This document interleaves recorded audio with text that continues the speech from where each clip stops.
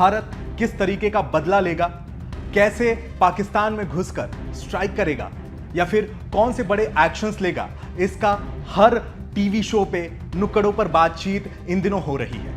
ऐसे में हमारे पास कई सारे सवाल हैं कि क्या पाकिस्तान परमाणु हमला भी कर सकता है, क्या परमाणु हथियार पाकिस्तान निकालेगा और इसके रिटेलिएशन में भारत क्या करेगा। इसके अलावा हमारी कौन सी कूटनीतिक स्टेप्स होंगे जो पाकिस्तान के खिलाफ भारत ले सकता है, और अगर जंग होती है तो पाकिस्तान पर भारत कितना भारी पड़ेगा। इन सारे सवालों का जवाब देने के लिए हमारे साथ हैं मेजर जनरल संजय मिस्टर।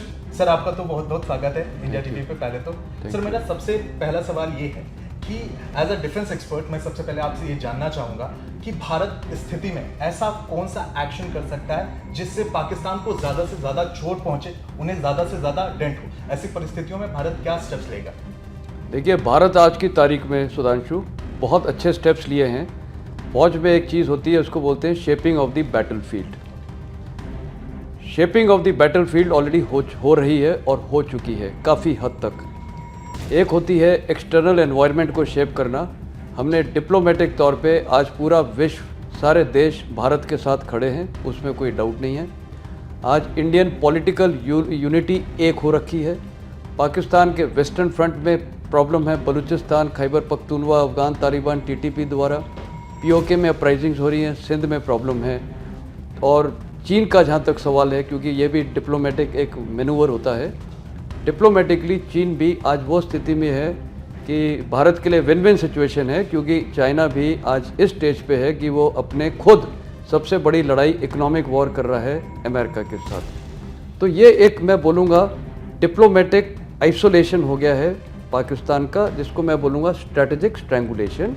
और हमने सबसे बढ़िया तीर जो मारा है वो है इंडस वाटर ट्रीटी को एबेंस में जो रखा है। इससे पाकिस्तान में ऑलरेडी बौखलाहट हो गई है, डर पैदा हो गया है। आपने इनके मिनिस्टर्स के स्टेटमेंट सुने हैं और वो बार बार, अभी तो कुछ शुरू ही नहीं हुआ है अभी से। और हाँ, प्राइम मिनिस्टर का जो अभी स्टेटमेंट था कि हमने सेना को पूरी छूट दे दी है, कब कैसे कहाँ वो सेना के ऊपर है। ये political statements, political clearances army को दे दी गई है, पॉलिटिकल डायरेक्टिव दे दिया गया है, डिप्लोमेटिक ऑफेंसिव चल गया है और इकोनॉमिक ऑफेंसिव ये जो इंडस वाटर ट्रीटी का भी शुरू हो गया है। अभी इसका प्रभाव ग्राउंड में आपने देख ही लिया है कि पाकिस्तान घबरा गया है। अब एक ही चीज़ बची है, वो है मिलिट्री ऑफेंसिव। हो सकता है कि पाकिस्तान में ये जो इतनी घबराहट हुई है वही, और जब हमारी मिलिट्री पोस्चरिंग होती है, पोस्चरिंग मतलब जब हमारा हर जगह डिप्लॉयमेंट एक्टिविटीज़, एयर, नेवी, सब जगह कुछ ना कुछ एक्टिविटी हो रही है, तो ये भी एक मिलिट्री पोस्चरिंग है, मैनूवरेबिलिटी है। इन सब से पाकिस्तान घबरा रहा है। और आप कल्पना करो कि जब एक्चुअल में कोई भी मिलिट्री एक्शन होगा तो पाकिस्तान की क्या हालात हो जाएंगे। तो आज की सिचुएशन भारत के फेवर में है। पाकिस्तान बिल्कुल बुखलाहट हो चुका है। और जो आपने न्यूक्लियर का सवाल भी किया है, आप लिख के ले लेना मेरे से, मैं एज अ मिलिट्री मैन बोल रहा हूँ, पाकिस्तान न्यूक्लियर वेपन का इस्तेमाल नहीं करेगा। सर, इस पूरे अटैक के बाद से पूरे देश का खून खौल रहा है। ऐसे में हमने जो डिप्लोमेसी के साथ हमने जो पाकिस्तान के खिलाफ अभी जो भी कार्रवाई की, उसमें तो हम आगे हैं ही, लेकिन अगर एग्रेसिव नीति पाकिस्तान के खिलाफ इंडिया अपनाता है तो वो किस तरीके का अटैक करेगा? क्या वो एयर स्ट्राइक भी कर सकते हैं या फिर और भी कोई स्ट्राइक हमारी तरफ से, कोई ऑपरेशन जो है इंडिया की तरफ से, इंडियन आर्मी की तरफ से चलाया जा सकता है? देखिए, भारतीय सशस्त्र सेनाओं के पास बहुत ज़्यादा काबिलियत है। कुछ एक साफ चीज़ें जो अगर तुलना की जाए, हमारी सुपीरियरिटी है मिलिट्री एज में, मतलब हम बहुत आगे हैं मिलिट्री वाइज। पाकिस्तान कहाँ है और हम कहाँ पर हैं। दूसरा जो हमारा मोराल है और लीडरशिप है वो अव्वल दर्जे का है। तीसरा है staying power.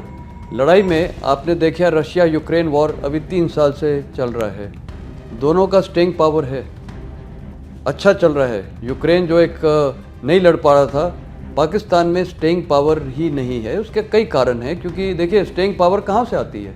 Staying power economy से आती है, लोगों से आती है।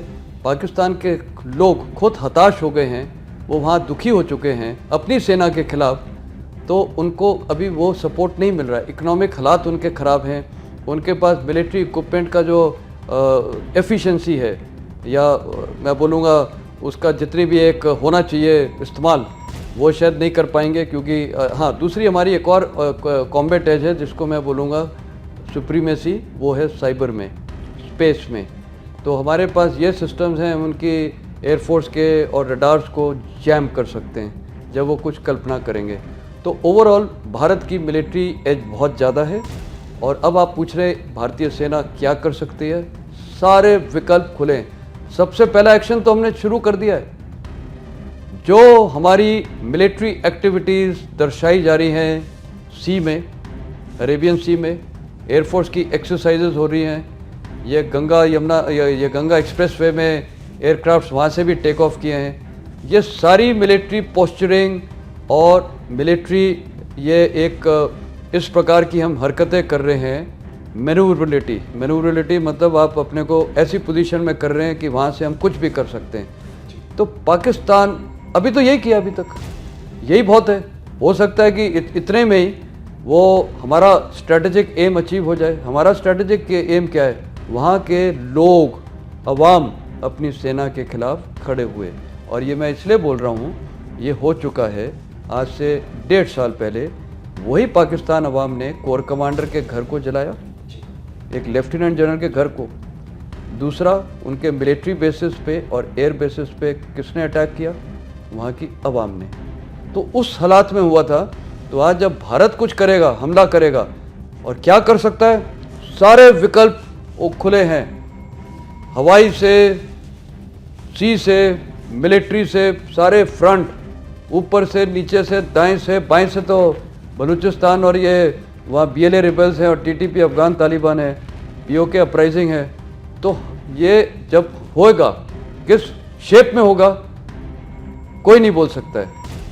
तो कहने का मतलब है, आज हालात इतने अच्छे हैं कि पाकिस्तान को जो हमारा एक मिलिट्री और स्ट्रेटेजिक और पॉलिटिकल ऑब्जेक्टिव है वो हम अचीव कर सकते हैं, और हो रहा है चीज़।